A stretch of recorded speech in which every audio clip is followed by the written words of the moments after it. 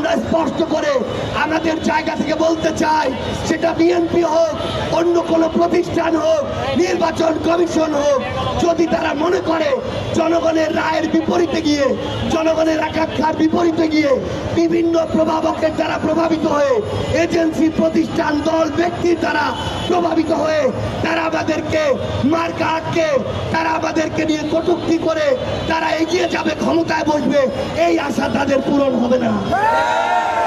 এরকম কটূক্তি ওই বিএনপিকে নিয়ে আজকে থেকে 1-2 বছর আগে আওয়ামী লীগ করত। এরকম কটূক্তি অন্যান্য অনেক বিভিন্ন ধরনের জুলুমের শিকার ব্যক্তি, দল, মানুষকে নিয়ে ওই আওয়ামী লীগ করত।